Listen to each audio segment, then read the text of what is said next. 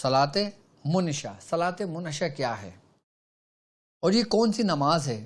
ہم اپنے سال کا آغاز صلاۃ منشا سے کریں گے، یعنی کہ منشا کا مطلب ہوتا ہے کہ بالکل تر و تازہ کرنا، یعنی کہ ریفریش کرنا۔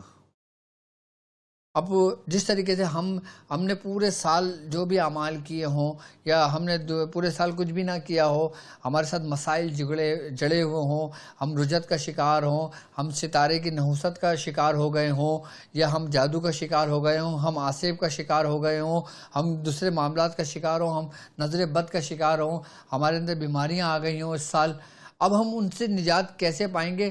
ہم جب اس سال کا آغاز صلاۃ منشا سے کریں گے۔ منشا کا مطلب ہوتا ہے کہ ہر چیز کو ریموو کر دینے والا، ختم کر دینے والا، اور اس کو نئی زندگی دینے والا، یعنی کہ نئی تر و تازگی دینے والا، یعنی کہ انسان نئے سرے سے زندگی شروع کرتا ہے۔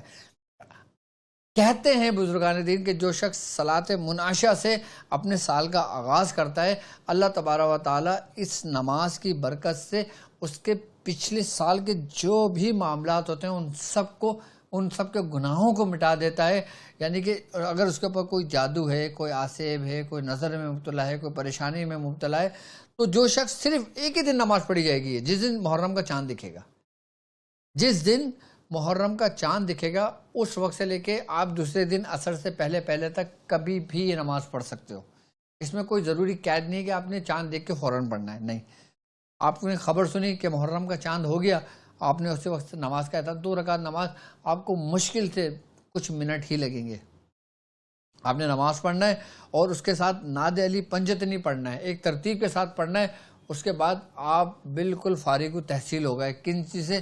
وہ معاملہ سے کہ جس نے آپ کی کمر توڑی ہوئی ہے، کہ جس نے آپ کو پریشان کیا ہوا ہے، کہ اگر کوئی کسی مسائل میں گرفتار ہوا ہو، کوئی کسی پریشانی میں مبتلا ہو، کوئی جادو میں مبتلا ہو، کسی کو آسیب تنگ کر رہا ہو، کسی کو جنات شیاطین تنگ کر رہے ہوں، وہ اس سے نجات چاہیں، تو وہ اس محرم کا چاند دیکھ کر، یہ صرف محرم کے چاند دیکھ کر نماز پڑھی جاتی ہے، اس کے علاوہ نہیں۔ اس کے علاوہ ثواب کے لیے جو پڑھنا چاہو پڑھ لو، لیکن اصل طریقہ کار ترتیب صلاۃ منشا کی یہی ہے کہ محرم کا چاند دیکھیں، چاند دیکھ کے ہم 2 رکعت نماز نفل کی نیت کریں، ہم 2 رکعت نماز نفل کی نیت کریں، اور پہلی رکعت کے اندر ہم سورہ فاتحہ پڑھیں۔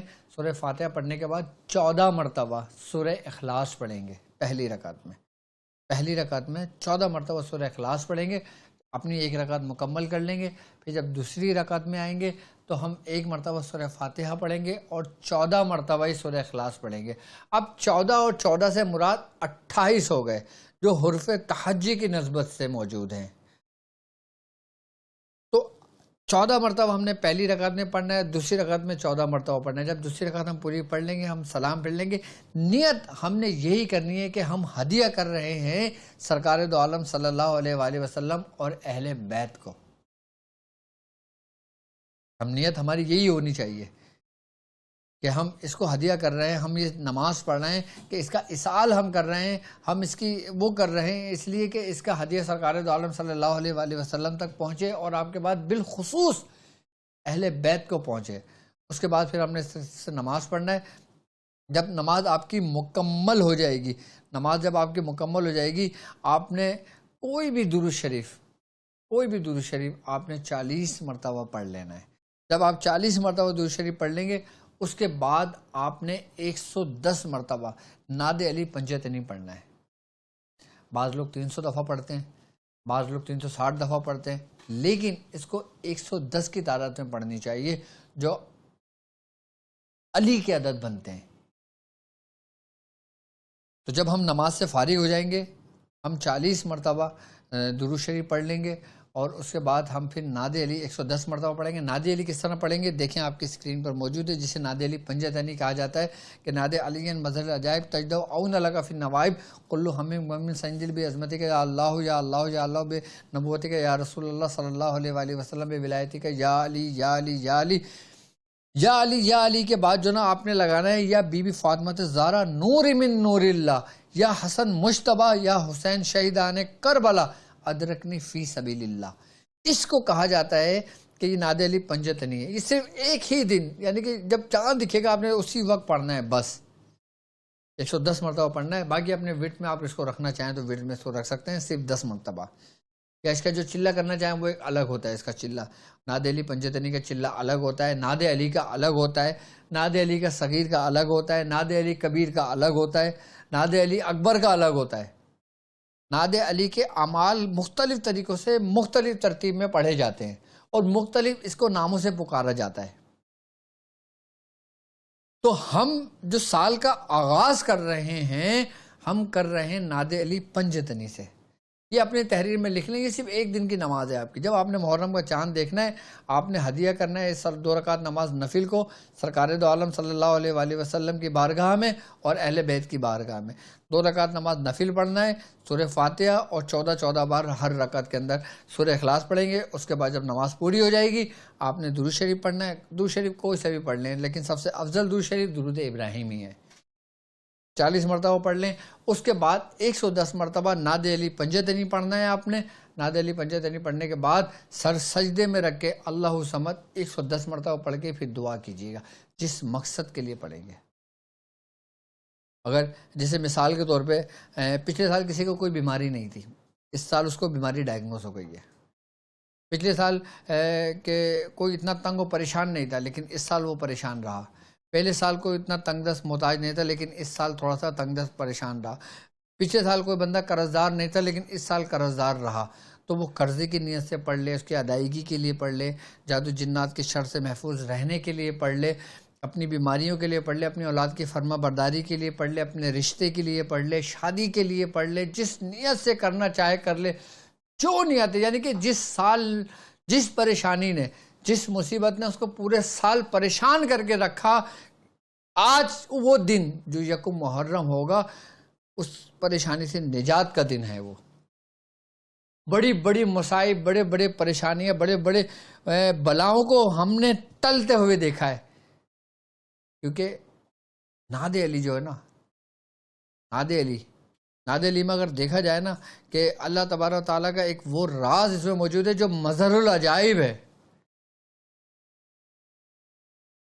اور مولا کا مطلب ہی بلاؤں کو ٹالنے والا ہے, بلاؤں کو دور کرنے والا ہے, مصیبتوں کو دور کرنے والا ہے, پریشانیوں کو دور کرنے والا ہے. وہ پورے سال آپ کو جس پریشانی نے دور رکھا اب اس سے نجات کا وقت ہے. یعنی کہ جس طریقے سے پورے سال کیس چلتا ہے نا اور ہم انتظار کرتے ہیں کہ بھائی جج نے فیصلہ دینا ہے. اب دیکھو فیصلہ ہمارے حق میں آتا ہے یا سامنے والے کے حق میں آتا ہے. سامنے والا کون ہے؟ شیطان اور ہمیں. یعنی کہ وہ دن ہوگا جو 1 محرم ہوگا وہ ہمارے فیصلے کا دن ہوگا اگر ہم نماز پڑھ لیتے ہیں جو ہمارے حق میں ہونا ہے, اور ہمارے حق میں فیصلہ آ گیا تو سمجھ لو کہ ان سب کو سزا ہو گئی. جو پریشانی ہے, سزا ہونے سے مراد یہ سب سے ہمیں نجات مل گئی. یہ سب کو, تمام بلاؤں کو, مصیبتوں کو, سب کو دیکھنا کیسے زنجیر باندھ کر مولا اس کو اپنی طرف کھینچیں گے جو بلاؤں کو دور کرنے والے ہیں.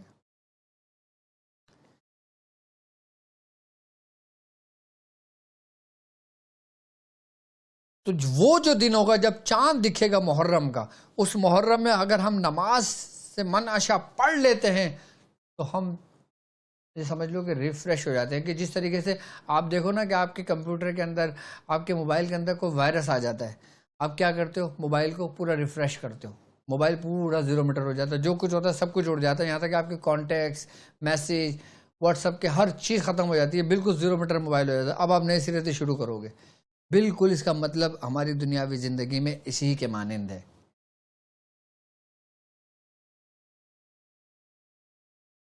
نوکری نہیں لگ رہی, پریشانی کی طرف بڑھ رہے ہیں, مصیبت کی طرف بڑھ رہے ہیں, آپ اس طریقے سے 2 رکعت نماز نفل صلاۃ مناشا جسے کہا جاتا ہے آپ یہ پڑھ لو, انشاءاللہ ہر مصیبتوں سے آپ لوگ محفوظ رہیں گے.